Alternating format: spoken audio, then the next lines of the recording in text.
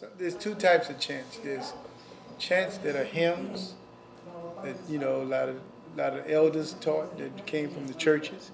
Then there's chants that were coded messages. You know, the secret is in the message. You know, chants like two-way pocket way means you go your way, I go my way. Fight no run, stuff like that. So we mixed a lot of different languages up to create a folk culture where people don't know what we're saying, because the culture started out of resistance, you see. So we didn't want people to know the language, so we kind of like mixed a lot of different languages up to come up with the language that we speak. So, but most of them are like messages, coded messages. Yeah, so some of the languages, as he said, Creole, some of it may be French, some of it may be African, some of it may be indigenous. Indigenous, yeah. But the people mesh those different cultures and speak in code, as he's saying. It's like people use slang. And slang in its own way becomes patois, or its own language. Because then people can speak, and someone else who speaks the same,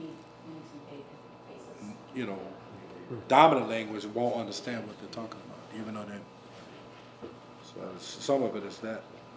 But it's for me it's hard because there is no book, and there never will be a book that explains that.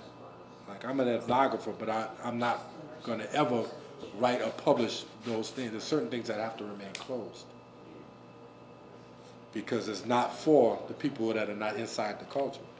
Because there's no explanation for the things that are spiritual. So things you catch, like you catch a song through a spirit, through a vibe, Then the song resonates in your head, then you know the song.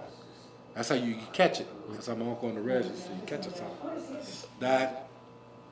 How do you define that? How do you put that into words? How do you explain the nonverbal communication that goes on along with the verbal communication of the song? And then, because he said they're hymns, some of them are very, very old.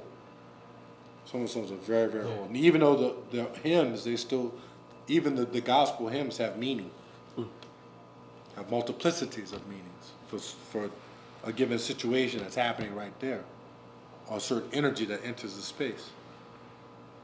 Yeah? Or a certain vibe person. Shoe fly, don't bother me.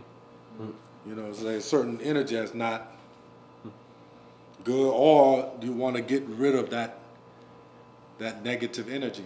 Shoe fly, don't bother me. And then you go into that. You know what I mean? So it's all of those things inform what the songs mean. Is not one meaning.